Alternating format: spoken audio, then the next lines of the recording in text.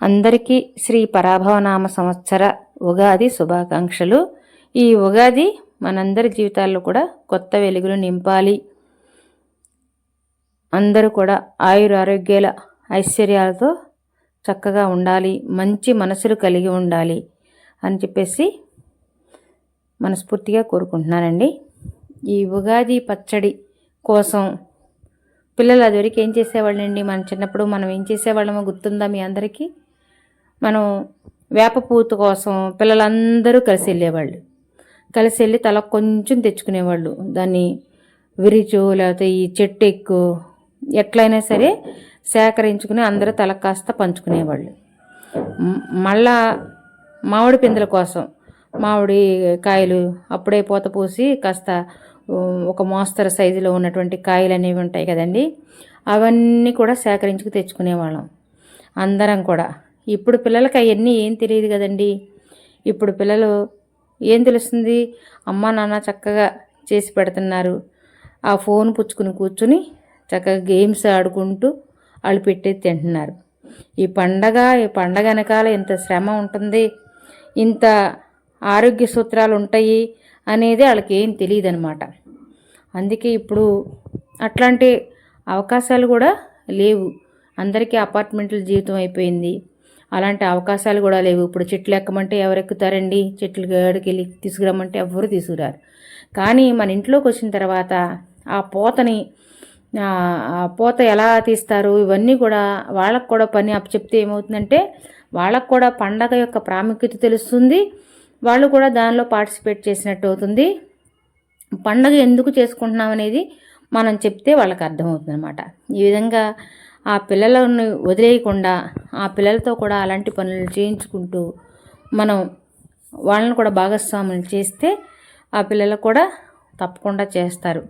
ఇంకా ఎంతసేపు ఫోన్లు పుచ్చుకున్నారనుకోండి, ఆ ఫోన్ కూడా ఒక మత్తు పదార్థం తీసుకున్నవాడు ఆ మత్తు పదార్థం తీసుకోకపోతే ఎలా విలవిల్లాడిపోతాడో, ఈ ఫోన్లకు అలవాటు పడిపోయిన పిల్లలు ఆ ఫోను లేకపోతే గనక ఏం చేస్తారో వాళ్ళకి అర్థం కాదనమాట. అట్లా ఫోనులకే పరిమితం అవ్వకుండా కొంచెం మన ఇప్పుడు సెలవే కాబట్టి ఈరోజు ఎలాంటి పనుల్లో వాళ్ళని కూడా భాగస్వామ్యం చేసుకుంటూ, ఆ పూజ పనుల్లో భాగస్వామ్యం చేసుకుంటూ, ఇలా అమ్మ చేసే ప్రతి పనిలో కూడా వారికి తెలియజేసేటట్టుగా నాన్న కొంచెం ఈ వేపపోత తీయి అని చెప్పడము, లేదంటే ఆ మామిడికాయ పీల్ది అని చెప్పడము, ఏదో ఒకటి అరటిపండు ముక్కలు చేయి అని చెప్పడము, ఆ బెల్లం చితకొట్టి చక్కగా చెయ్యి అని చెప్పడము, అలాంటివి చెప్తే ఏమవుతుందంటేనండి వాళ్ళకు కూడా అలవాటు అవుతుంది. వాళ్ళ తర్వాత మనం చెప్తేనే కదా వాళ్ళకి అలవాటు అయిన తర్వాత చేసుకునేది, లేకపోతే ఏం తెలుస్తుంది? ఏమి తెలియదు అనమాట. అట్లా చేసుకోవాలి. ఇంకా ఇప్పుడు మేమైతే వేపపూత పచ్చడి ఆల్రెడీ నేను పొద్దున చేసేసానండి ఒకసారి.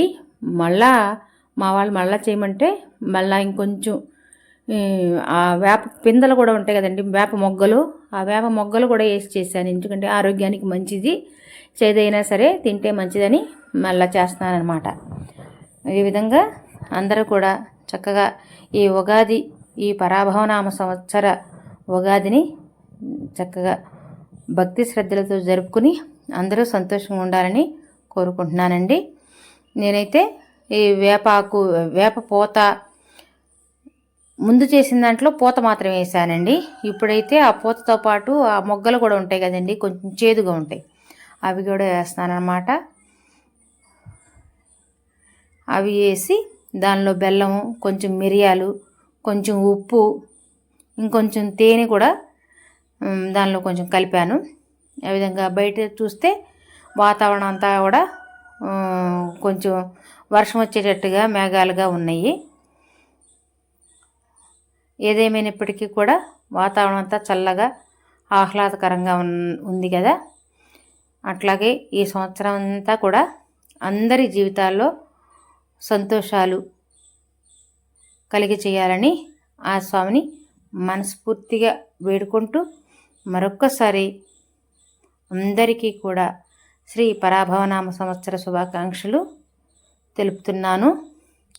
సర్వే జన సుఖినో భవంతు, సమస్త సన్మంగళాని భవంతు. ఈ విధంగా మా ఇంట్లో పూజ అనేది నిర్వహిస్తున్నామండి.